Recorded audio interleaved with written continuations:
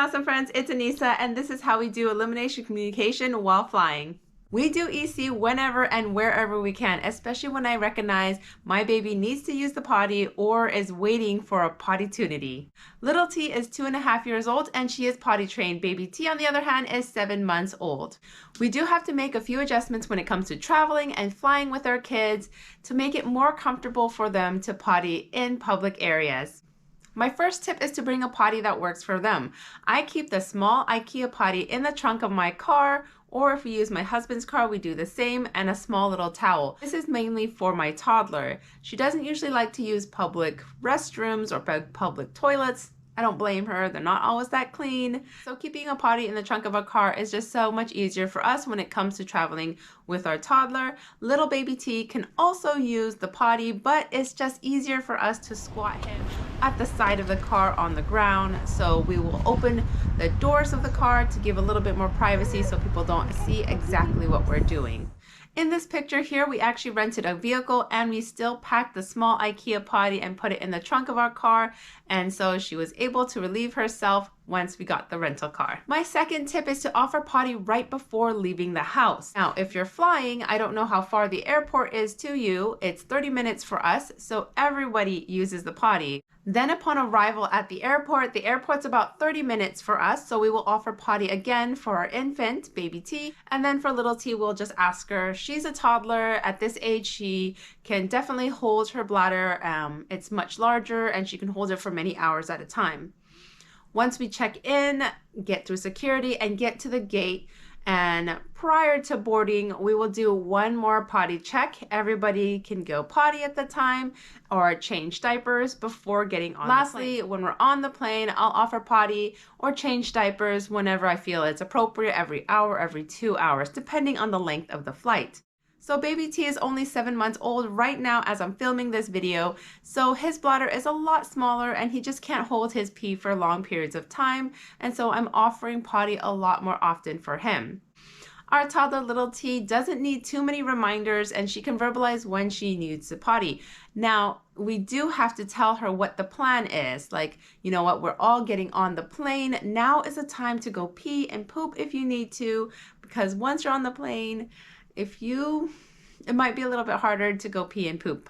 For our flight to California, that's a little bit over 2 hours, I only changed and offered potty once for both kids. Now for a longer flight, like the 5-hour flight over to Maui that we did, that one I'm actually checking him a lot more often, and that's just usually during the easy catches. So upon waking, I'll offer him potty, and then after he feeds or nurse, then I'll offer him potty again. My next tip is not only having a potty set up in the car, but also packing a travel potty. Now, I have used 2 different travel potties, and I actually prefer using the baby Bajorn insert. My toddler is able to sit on the potty and she uses her core muscles to balance herself on there, and she is happy just using that. And this little insert you can use from the newborn stage, infancy, all the way up to toddlerhood when you put it in the actual whole potty setup. So as part of my carry-on bag, I have a change of clothes for both kids, a few diapers for baby T, and then I also just pack right on top the baby Bajorn insert, and then I utilize it for both children. Tip number 4, I think I'm on, is to be creative and flexible. For infants, we simply hold them over the sink or the toilet, whichever one is more comfortable. So on the plane, with the bathrooms being tiny as they are, I hold my baby over the toilet. Then the other option is to use the baby Bajorn insert that I brought, and I'll hold my baby over that or have him sit on it.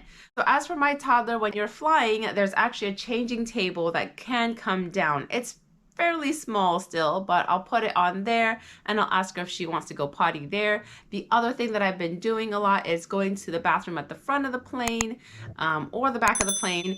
I'll just open the door, put the little baby Bajorn insert on the floor, then my toddler will sit down and squat over it. She'll do her business, and I'll just leave the door open while I stand there, so it gives a little bit of privacy, but we can't all fit in the bathroom at once. The bathrooms on the plane are just really, really tiny.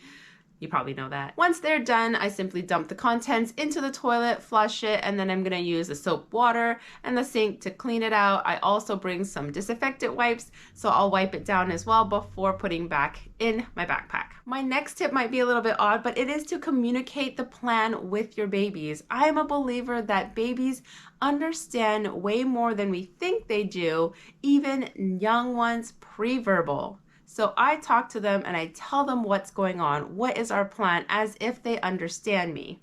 I'll tell baby T when I'll give him a potty break if he shows signs that maybe he does need to use the potty, or if I can't give him a potty break and he just has to go pee in his diaper. My next tip is to be comfortable and confident doing EC out in public. You'll be surprised that we've actually had a lot more people in awe and amazed by what we're doing rather than disgusted or bothered by it.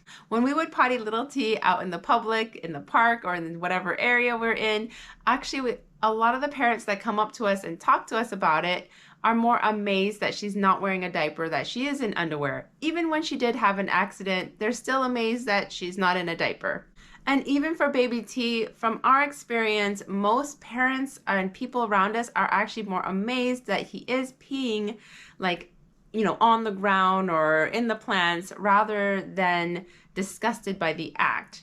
Again, I feel like if a dog can pee there, then why can't my baby? So that's how I just think. Plus their pee is so little, it's not that much. So those are my 6 tips when it comes to doing EC while flying. Comment below if you have any other tips or suggestions for other parents or other viewers on this channel. Watch this video next, a day in the life of a potty trained 2-year-old. Please consider subscribing to my channel if you found this video helpful. I put a lot of work into all these videos, and subscribing really shows support for my channel. Thank you again for watching, and I'll see you in the next video. Bye!